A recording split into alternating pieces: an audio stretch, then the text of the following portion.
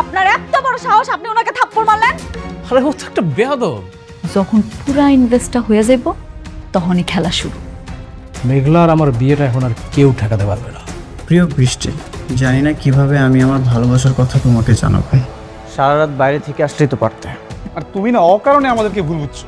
তোমাকে কি বন্ধু বানিয়ে আমি ভুল করেছি? আমার এই নিঃস্বার্থ ভালোবাসা তোমার ভালো থাকায় কখনো বাধা হয়ে দাঁড়াবে না। আপনার পূর্বে যে অপারেশনটি হয়েছিল, আপনার সেই অপারেশন হওয়ার সাথে সাথে আপনি সন্তান জন্ম দেওয়ার ক্ষমতা হারিয়ে। আসসালামু আলাইকুম বন্ধুরা, আজকের এই ভিডিওটি শুরু করার আগে আমি তোমাদের সবাইকে একটা কথা বলতে চাই।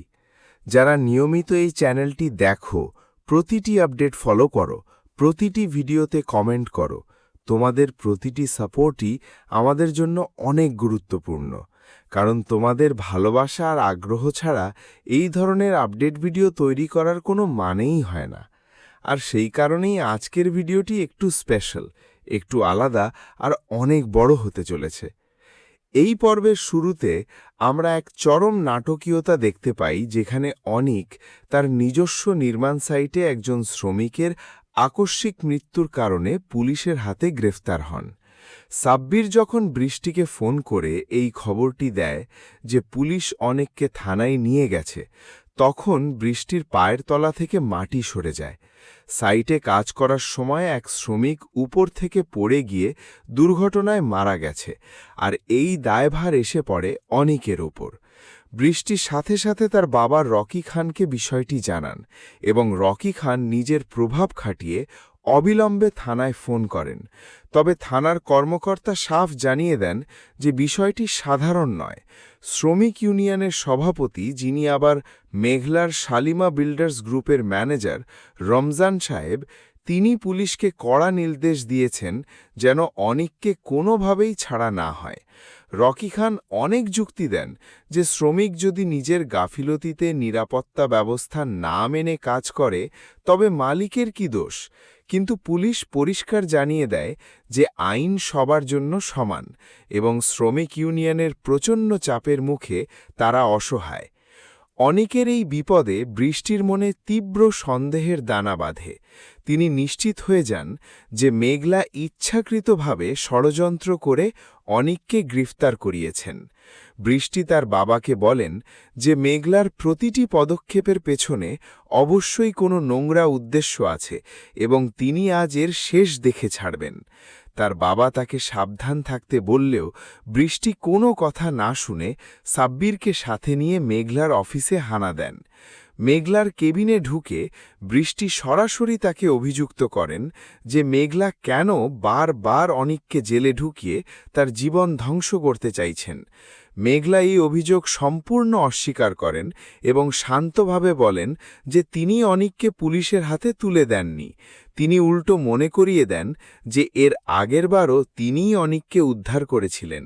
কিন্তু বৃষ্টি ক্ষিপ্ত হয়ে জানান যে মেঘলার নিজের অফিসের ম্যানেজার রমজান সাহেবই পুলিশকে অনিককে ছাড়তে নিষেধ করেছেন।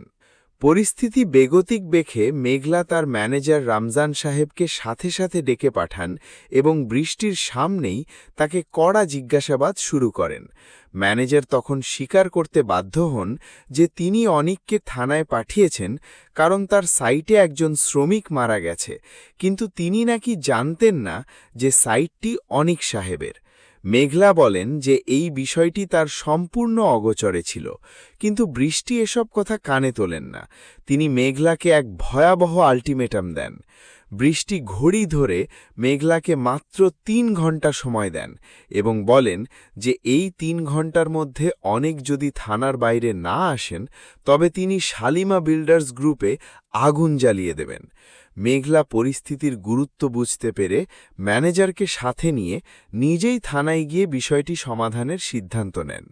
মেঘলা থানায় গিয়ে নিজের প্রভাব খাটিয়ে এবং মৃত শ্রমিকের পরিবারের সাথে আলোচনার আশ্বাস দিয়ে অনিককে মুক্ত করার ব্যবস্থা করেন। পুলিশ জানায় যে শ্রমিক ইউনিয়ন জড়িত থাকায় বিষয়টি জটিল ছিল, কিন্তু মেঘলা তার কোম্পানির ম্যানেজারের সাথে কথা বলে সব ম্যানেজ করেন এবং মুচলেকা দিয়ে অনিককে ছাড়িয়ে আনেন।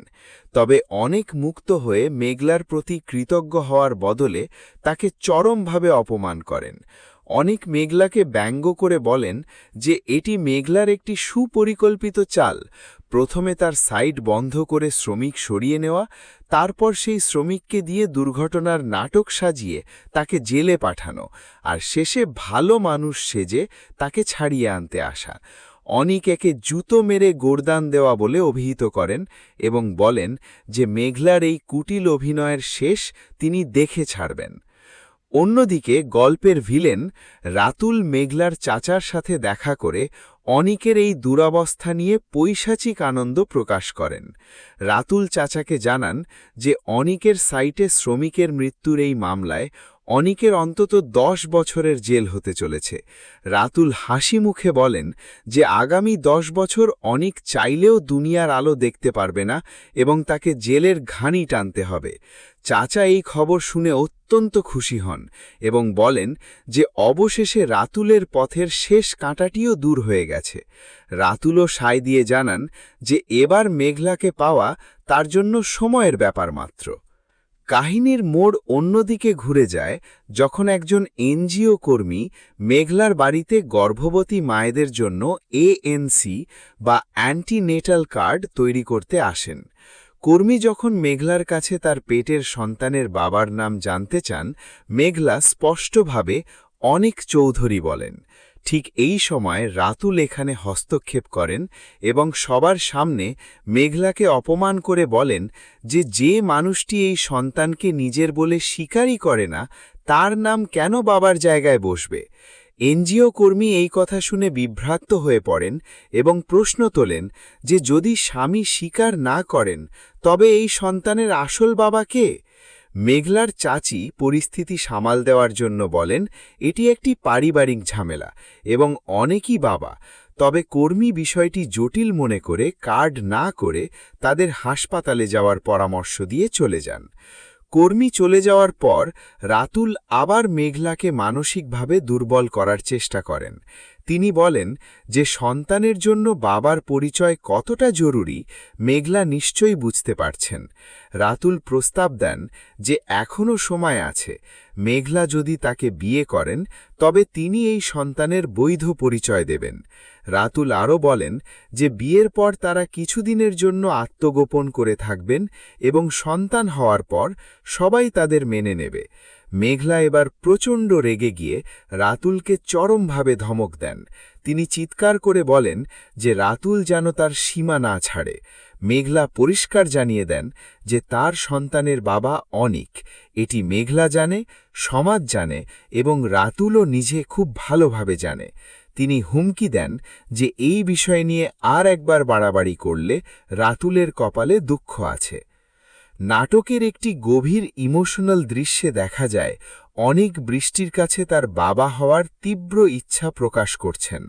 অনিক বলেন যে তিনি তার বাবার কাছ থেকে বাবার ডাক পাননি, তাই তিনি চান তার নিজের একটি উত্তরাধিকার থাকুক যে তাকে বাবা বলে ডাকবে। অনিক বৃষ্টিকে অনুরোধ করেন তার জীবনের এই শূন্যস্থান পূরণ করতে। বৃষ্টি প্রথমে বলেন যে তিনি মানসিকভাবে প্রস্তুত নন এবং অনিক এভাবে তার ওপর কোনো প্রাণের বোঝা চাপিয়ে দিতে পারেন না। কিন্তু অনিকের আবেগ দেখে তিনি রাজি হন এবং বলেন যে ইনশাআল্লাহ তারা বাবা মা হবেন। অনেকের সামনে রাজি হলেও বৃষ্টির মনে একটি বিশাল ক্ষত এবং গোপন সত্য লুকিয়ে আছে। বৃষ্টি তার বাবা রকি খানের কাছে কান্নায় ভেঙে পড়ে স্বীকার করেন যে তিনি আসলে কোনোদিন মা হতে পারবেন না। 4 বছর আগে এক ভয়াবহ দুর্ঘটনায় তিনি যে আঘাত পেয়েছিলেন তখন ডাক্তাররা তাকে জানিয়েছিলেন যে তার গর্ভধারণ করা অসম্ভব। বৃষ্টি ভয় পান যে অনেক যদি এই সত্য জানতে পারেন তবে হয়তো তিনি তাকে ডিভোর্স দিয়ে দেবেন। রকি খান তাকে সান্ত্বনা দেন এবং বলেন নতুন করে চিকিৎসা করালে সব ঠিক হয়ে যাবে। তিনি বৃষ্টিকে সাব্বিরের সাথে পুনরায় চেক আপ করাতে বলেন, কিন্তু বৃষ্টির কান্না থামে না। সে শুধু চায় অনেক যেন কোনো কষ্ট না পায়। পর্বের শেষ দিকে রাতুল মেঘলার অফিসে গিয়ে তার উচ্চাভিলাষ প্রকাশ করেন। মেঘলা মিটিংয়ে ব্যস্ত থাকায় রাতুল চুপি চুপি তার রুমে ঢুকে পড়েন এবং মেঘলার রাজকীয় চেয়ারে বসে কল্পনা করেন যে একদিন তিনি এই পুরো কনস্ট্রাকশন ইন্ডাস্ট্রির মালিক হবেন। তিনি মনে মনে বলেন যে মেঘলার কলঙ্ক থাকলেও তার টাকা দিয়ে তিনি সব ঢেকে দেবেন। ঠিক এই সময় একজন অফিস কর্মচারী তাকে সেখানে দেখে ফেলেন এবং ম্যাডামের অনুমতি ছাড়া রুমে ঢোকার জন্য তাকে বাইরে যেতে বলেন। রাতুল রেগে গিয়ে দাবি করেন যে তিনি মেঘলার হবু স্বামী এবং খুব শীঘ্রই তাদের বিয়ে হবে।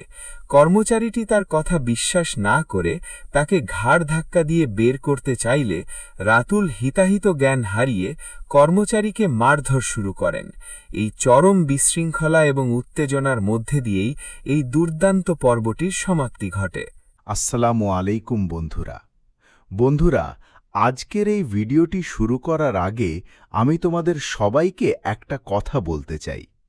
যারা নিয়মিত এই চ্যানেলটি দেখো, প্রতিটি আপডেট ফলো করো, প্রতিটি ভিডিওতে কমেন্ট করো, তোমাদের প্রতিটি সাপোর্টই আমাদের জন্য অনেক গুরুত্বপূর্ণ। কারণ তোমাদের ভালোবাসা আর আগ্রহ ছাড়া এই ধরনের আপডেট ভিডিও তৈরি করার কোনো মানেই হয় না। আর সেই কারণেই আজকের ভিডিওটি একটু স্পেশাল, একটু আলাদা আর অনেক বড় হতে চলেছে। নাটকের এই পর্বে দেখা যায় অনেক জেল থেকে ছাড়া পাওয়ার পর এক আগ্নেয়গিরির মতো ফেটে পড়েন। মেঘলা তাকে মুক্ত করলেও অনেক মনে করেন এটি মেঘলার একটি চাল। অনেক তার অফিসে ফিরে গিয়ে দেখেন যে তার অনেক বড় বড় প্রজেক্ট হাতছাড়া হয়ে গেছে এবং এর পেছনে সরাসরি শালিমার বিল্ডার্স গ্রুপের হাত রয়েছে। অনেক তার বিশ্বস্ত সহযোগী সাব্বিরকে নির্দেশ দেন যেন মেঘলার কোম্পানির প্রতিটি খুঁটিনাটি তথ্য সংগ্রহ করা হয়। অনেক মনে মনে প্রতিজ্ঞা করেন যে মেঘলা তাকে যেভাবে পুলিশের হাতে অপদস্থ করেছেন, তিনি তার চেয়েও বড় কোনো উপায় মেঘলাকে সমাজে ছোট করবেন। অনেকের এই জেদ এবং ক্রোধ গল্পের উত্তেজনাকে এক নতুন মাত্রায় নিয়ে যায়। অন্যদিকে মেঘলা তার অফিসের চরম বিশৃঙ্খল পরিস্থিতি সামাল দিতে হিমশিম খাচ্ছেন। রাতুল তার অফিসে ঢুকে যে তাণ্ডল চালিয়েছেন এবং কর্মচারীকে মারধর করেছেন তার খবর চারদিকে ছড়িয়ে পড়ে। মেঘলা যখন অফিসে পৌঁছান তখন আহত কর্মচারী তার কাছে বিচার চান। মেঘলা রাতুলের এমন ঔদ্ধত্য দেখে স্তব্ধ হয়ে যান। তিনি বুঝতে পারেন যে রাতুলকে আর লাই প্রশ্রয় দেওয়া ঠিক হবে না। মেঘলা তার ম্যানেজার রমজান সাহেবকে কড়া নির্দেশ দেন যেন রাতুলকে আর কখনো অফিসের আশেপাশে দেখা না যায়। তবে মেঘলার মনের কোণে এক বিশাল শূন্যতা বিরাজ করে।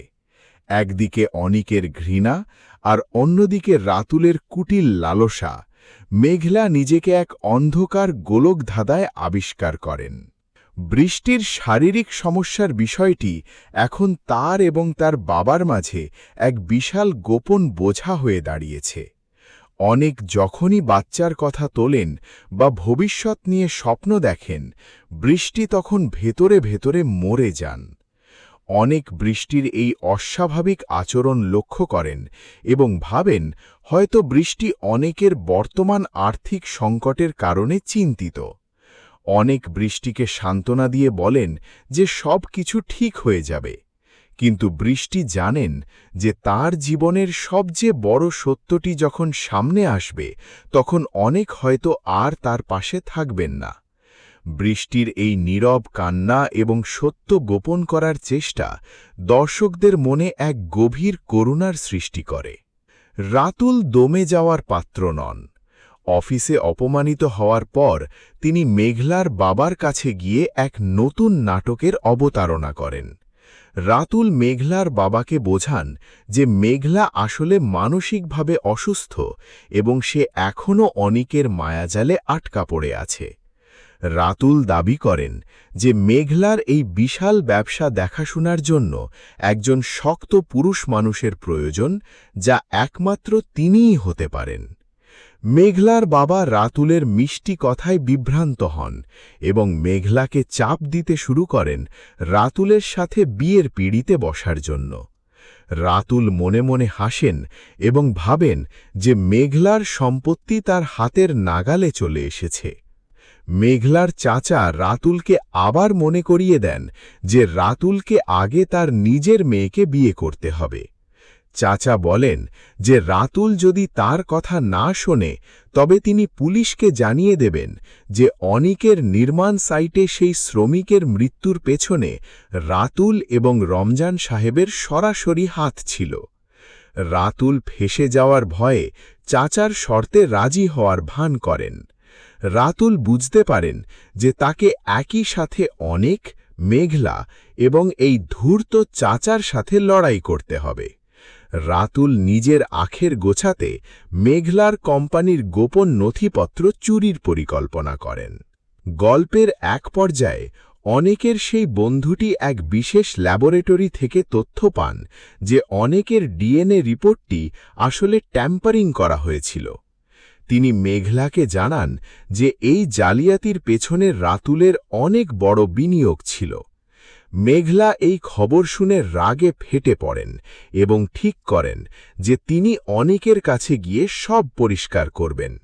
কিন্তু মেঘলা যখন অনিকের বাড়িতে পৌঁছান তখন অনেক এবং বৃষ্টির রোম্যান্টিক মুহূর্ত দেখে তিনি সেখান থেকে চোখের জল মুছে ফিরে আসেন। মেঘলা সিদ্ধান্ত নেন যে তিনি আর অনিকের কাছে ফিরবেন না, বরং নিজের এবং তার অনাগত সন্তানের পরিচয়ের জন্য একাই লড়াই করবেন। পর্বের শেষ দিকে দেখা যায় রাতুল আবারও মেঘলার অফিসে হানা দেন এবং দাবি করেন যে তিনি এই কোম্পানির অংশীদার। যখন মেঘলা তাকে বাধা দেন, রাতুল মেঘলার ব্যক্তিগত চরিত্র নিয়ে সবার সামনে কুরুচিকর মন্তব্য করেন। মেঘলা রাতুলের গালে এক সপাটে চড় মারেন এবং তাকে সিকিউরিটি দিয়ে বের করে দেন। রাতুল বের হয়ে যাওয়ার সময় চিৎকার করে বলেন যে মেঘলা যেন তার ধ্বংসের জন্য প্রস্তুত থাকেন। ঠিক এই সময় অনেক সেখানে উপস্থিত হন এবং রাতুলের কলার চেপে ধরেন। অনেক, মেঘলা এবং রাতুল এই তিনজনের মুখোমুখি অবস্থানের মধ্য দিয়েই আজকের এই দুর্দান্ত পর্বটি শেষ হয়। নাটকের এই পর্বের শুরুতে আমরা এক শ্বাসরুদ্ধকর দৃশ্য দেখতে পাই। অনিক চৌধুরী যখন রাতুলের কলার চেপে ধরেন তখন তার চোখে ছিল ভয়ঙ্কর প্রতিশোধের নেশা। অনিক চিৎকার করে বলেন যে এতদিন তিনি চুপ ছিলেন তার মানে এই নয় যে তিনি দুর্বল। অনিক সবার সামনে ঘোষণা করেন যে তার কোম্পানির সাইটে যে শ্রমিক নিহত হয়েছিল তার প্রতিটি প্রমাণ এখন তার হাতের মুঠোয়। রাতুল ভয়ে কাঁপতে শুরু করেন এবং মেঘলার বাবার দিকে সাহায্যের দৃষ্টিতে তাকান, কিন্তু মেঘলার বাবাও তখন রাতুলে আসল চেহারা দেখে লজ্জিত।